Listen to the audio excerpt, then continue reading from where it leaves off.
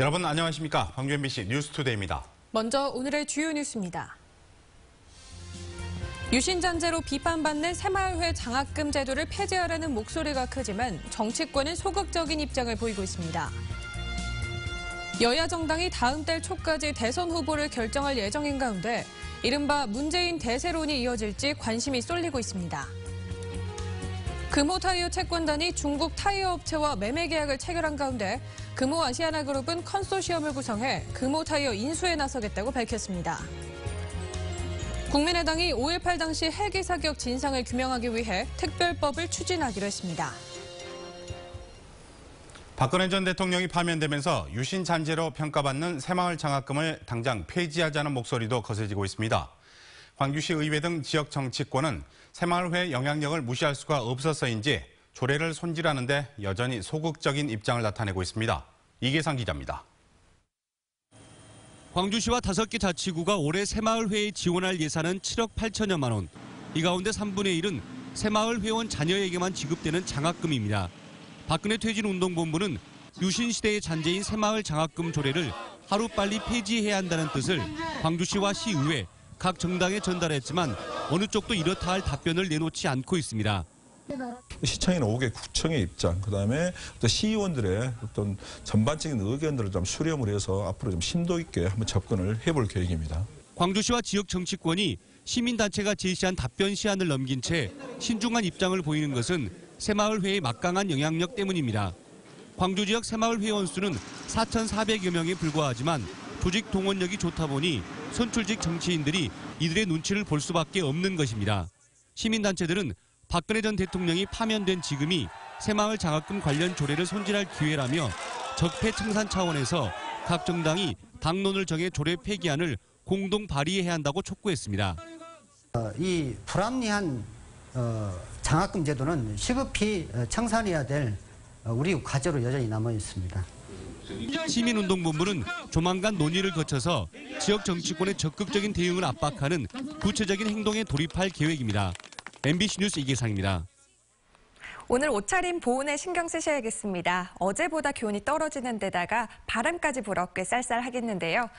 현재 광주는 3.6도로 아침에는 비교적 포근하게 출발하고 있습니다. 담양이 영하 2.2도, 영광 1.8도로 어제 같은 시각보다는 전남 대부분 지역 3도가량 낮게 출발하고 있고요. 낮 기온은 10도 안팎으로 어제보다 5도에서 6도가량 떨어지겠습니다. 찬바람이 강하게 불면서 체감 기온은 10도 아래에 머물 것으로 예상됩니다. 아침과 낮의 기온차는 계속해서 크니까요. 감기 걸리지 않도록 주의하셔야겠습니다. 대기는 계속해서 건조합니다. 전남 여수와 순천에서는 건조경보가, 광주를 비롯해 곡성과 구례 등 전남 13개 시군에서는 건조주의보가 이어지고 있습니다. 대기가 많이 건조해서 화재 위험이 크니까요. 불씨 관리 잘 해주셔야겠습니다. 현재 기온 보시면 장성이 영하 0.7도, 화순 영하 1도를 보이고 있고요. 담양의 낮 기온 11도로 예상됩니다. 대부분 지역 어제보다는 5도에서 6도가량 낮겠습니다. 곡성과 구례가 12도, 보성 11도로 예상됩니다. 날씨였습니다. 대통령 파면으로 치러질 조기 대선이 보수정당 후보가 사실상 힘을 쓰지 못하는 초유의 상황으로 전개되고 있습니다. 정당마다 복수의 대권 주자를 단 한 명으로 압축하는 과정에서 호남의 선택에 관심이 쏠리고 있습니다. 양현승 기자입니다. 문재인 민주당 전 대표는 여론조사에서 꾸준히 호남의 지지율 1위를 기록하고 있습니다. 민주당의 지지율과도 비슷하고 안희정 충남지사, 이재명 성남시장까지 감안하면 민주당의 인기는 지지율 이상입니다. 지난해 총선에서 호남을 휩쓸었던 국민의당은 그러나 대권 후보의 호남 지지가 당 지지율에 이르지 못하고 있습니다. 현장 노동자 계층과 농어민의 의사가 여론조사에 제대로 반영되지 못하는 맹점이 있다는 걸 감안하더라도 국민의당의 고민이 클 수밖에 없습니다. 정부를 인수해서 운영할 수 있는 수권 능력이라는 게 매우 중요한데 이 더불어민주당에 비해서 국민의당은 이런 수권 능력에 있어서 일단 외관상 뒤떨어지고 있다는 것이. 대통령 탄핵으로 여야 구분이 없어진 상태에서 보수계열 후보가 눈에 띄지 않는 초유의 대통령 선거. 정당별로 복수의 대권 후보를 다음 달 초까지 길면 3주에 불과한 짧은 시간 안에 한 명으로 압축해야 하는 정당마다 지지세 확산과 흥행몰이가 절실합니다. 민주당과 국민의당, 여기에 바른정당까지 모두 대선 후보 경선의 중요한 매듭을 호남에서 풀 계획입니다. 특히 정치권에서는 호남에서 승리하는 후보가 향후 일정에서 우위를 점할 수 있을 것으로 예상하고 있어 각 당 후보들의 호남 구애는 더욱 치열해질 전망입니다. MBC 뉴스 양혜승입니다. 이제 청와대의 주인은 누가 될까요? 이른바 문재인 대세론을 감안하면 문 전 대표가 가장 가까이 가 있는 것처럼 보이지만 판도가 바뀔 가능성도 충분합니다. 대선까지 남은 기간 동안 변수들을 윤근수 기자가 짚어봤습니다. 첫 번째 변수는 민주당 경선이 결선 투표까지 가느냐 여부입니다. 1차 투표에서 과반 득표자가 나오지 않았을 때는 결선에서 반전 드라마가 만들어질 수 있습니다. 1차에서 끝날지 아니면 결선으로 갈지 판세를 가늠하게 될 호남 경선을 앞두고 후보들 사이의 신경전이 이미 시작됐습니다.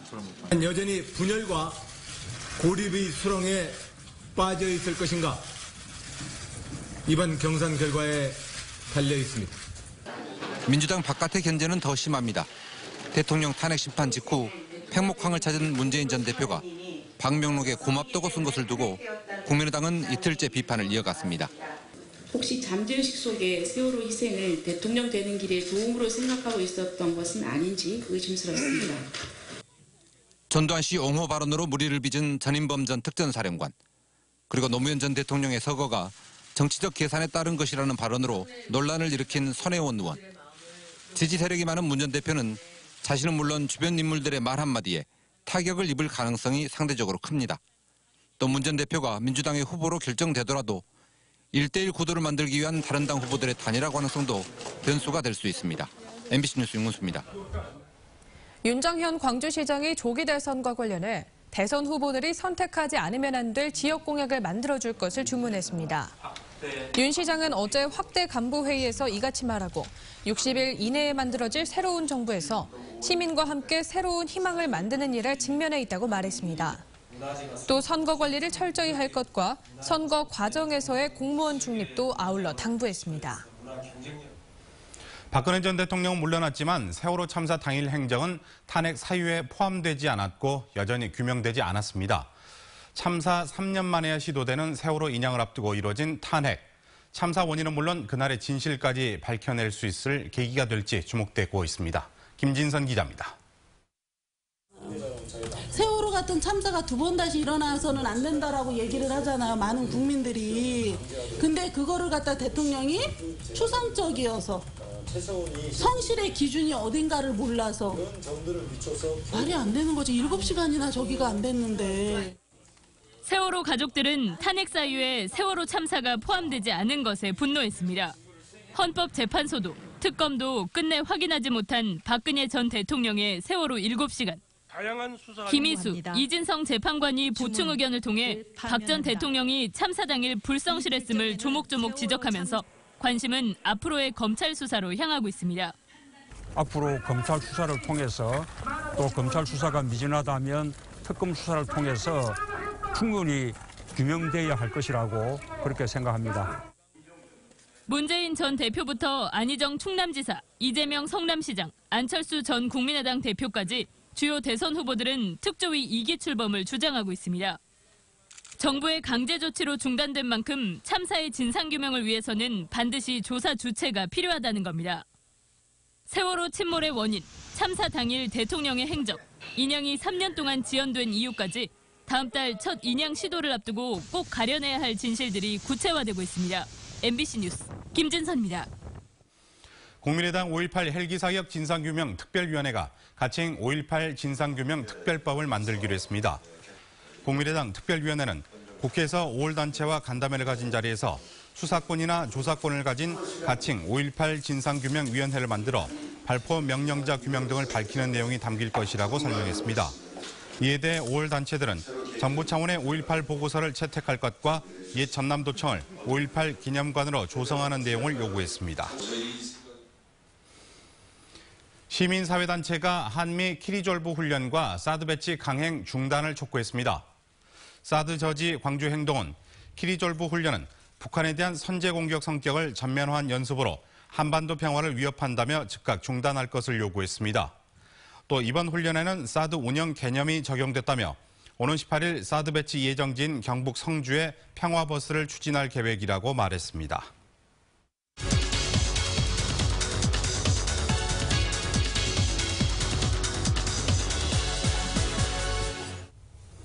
(3월 14일인) 오늘 사탕을 주고받는 화이트데이로 많이 알려져 있는데요. 알고 보면 수학, 과학과 친해지는 날이기도 합니다. 물리학자인 아인슈타인의 생일이기도 하고 원주율과 숫자가 같은 파이데이이기도 한 이유인데요. 다양한 행사를 마련한 국립광주과학관 조숙경 본부장님 모시고 이야기 나눠보도록 하겠습니다. 어서 나오십시오. 네, 안녕하십니까? 네, 안녕하세요. 네, 먼저 파이데이에 대해서 많은 분들이 생소할 텐데 설명해 주시죠. 네, 오늘 3.14, 3월 14일은 그 17세기에 활동했던 프랑스의 수학자이자 선교사였던 자루트라는 분이 있어요.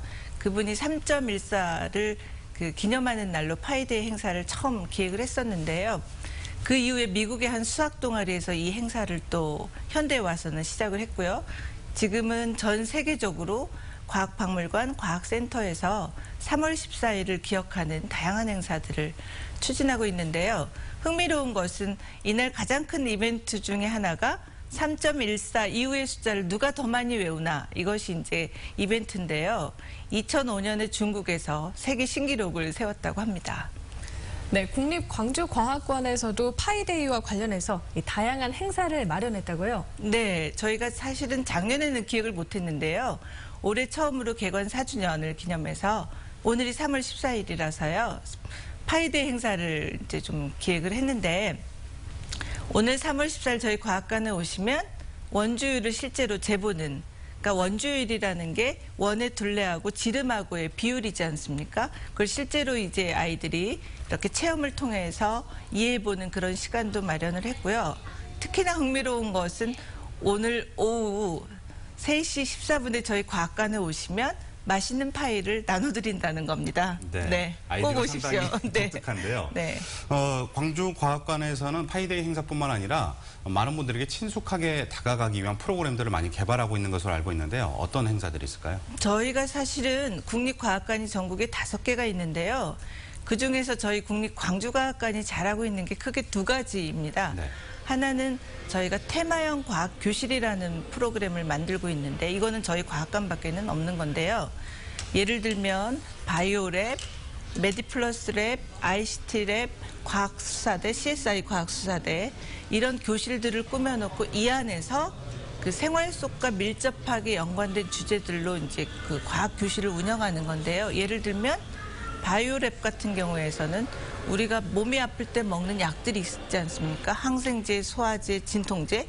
근데 그것이 사실은 과학과 어떻게 직접적으로 연관되는지 잘 모르는데, 저희는 그 약 속에 숨어있는 과학 원리를 테마형 과학교실에서 실험을 통해서 배울 수 있는 이제 그런 과학교실을 운영하고 있다는 게 좀 특징적이죠. 네, 학생들이 수학이나 과학에 흥미를 가질 수 있도록 추천하실 만한 프로그램 어떤 게 있을까요? 저희가 또 하나 잘하고 있는 게 특별 기획 전시회를 하고 있다는 겁니다. 보통 과학관에서 하는 과학 전시는 그 과학적인 원리를 체험하는 거에서 끝나는데요. 저희는 거기에다 과학이 우리 미래 사회에 가져올 메시지까지 담고 있어요. 그래서 최근에 끝난 로봇 플러스 특별전 같은 경우는 로봇을 가지고 재밌게 노는 것도 중요하지만 미래에 우리가 로봇과 어떻게 공생할 건가, 공존할 건가, 이런 부분도 생각해 볼 수 있게 저희가 마련을 했는데, 저희 과학관에 지금 오시면 프랑스 툴루즈 자연사 박물관하고 같이 우주과학 특별전을 하고 있고요. 또 4월에는 그리스, 고대 그리스 과학자들이 어떤 일들을 했나 그걸 볼 수 있는 그리스 과학 특별전도 저희가 기획을 하고 있습니다. 그래서 과학관에 오시면 다채로운 전시 또 교육 프로그램들을 만나실 수 있습니다. 네, 오늘 계기로 많은 분들이 국립광주과학관과 더 친밀한 계기가 되지 않을까 이런 생각이 듭니다. 오늘 말씀 고맙습니다. 네, 감사합니다. 태양광과 풍력, 바이오 등 신재생 에너지의 최신 기술과 정보를 알 수 있는 스위트 2017 행사가 내일부터 17일까지 광주 김대중 컨벤션 센터에서 열립니다. 올해 12회째를 맞는 스위트 2017은 미국과 일본 등 30개 나라 180개 회사에서 참가하는데, 국내에서는 한국전력공사와 한전 KPS 등도 함께합니다.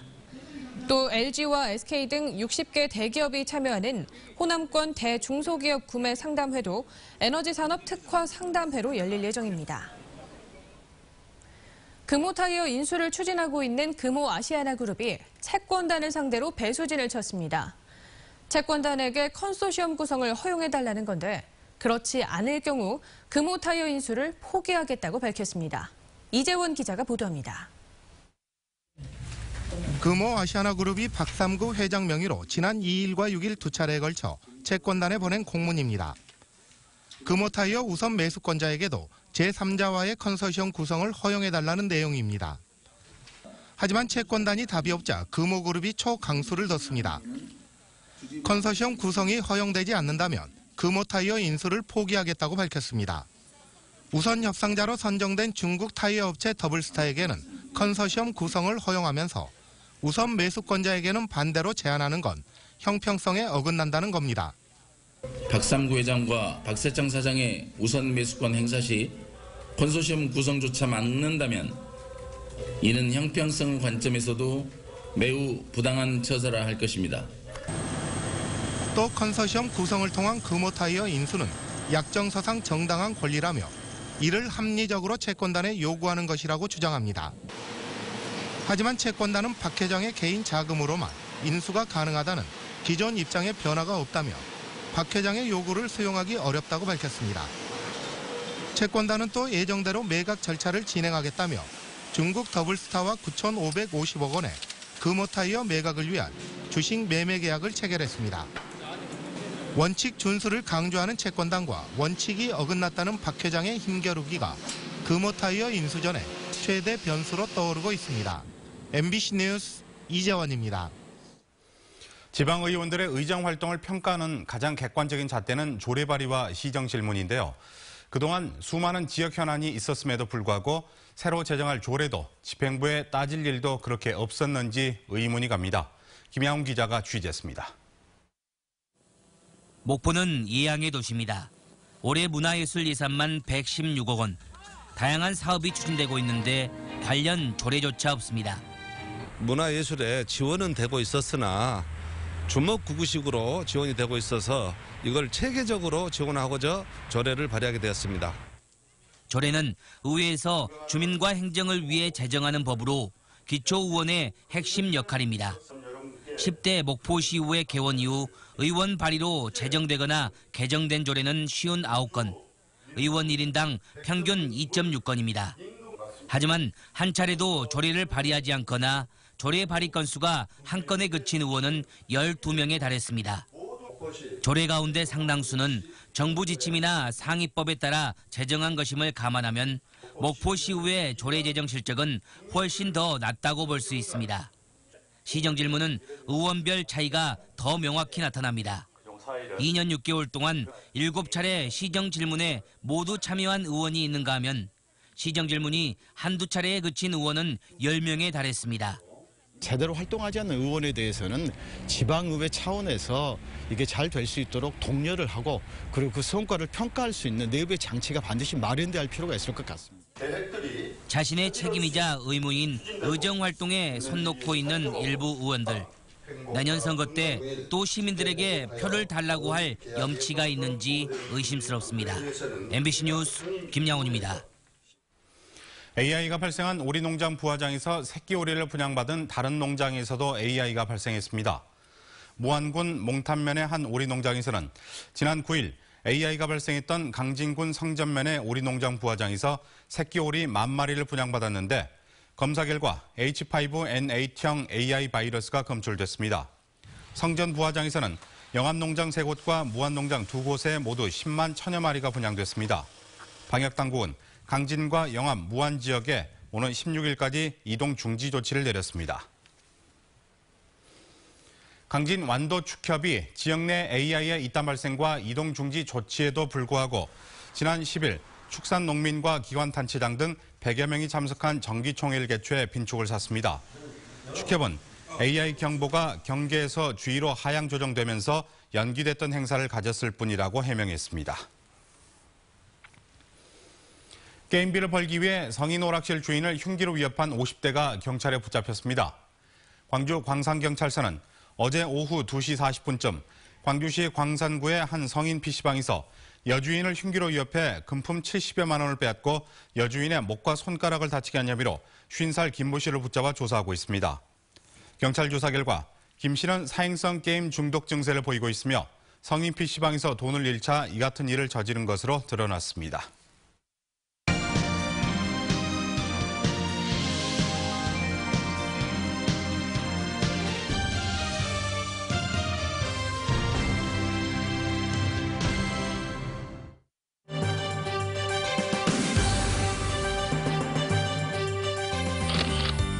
화순 운주사의 석불 석탐군이 유네스코 세계 자연유산 잠정 목록으로 등재됐습니다.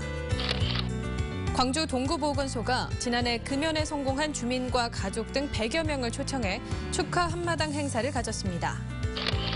곡성군 옥과면 주민자치위원회가 새봄을 맞이해 옥과촌 주변 쓰레기 수거 봉사활동을 실시했습니다.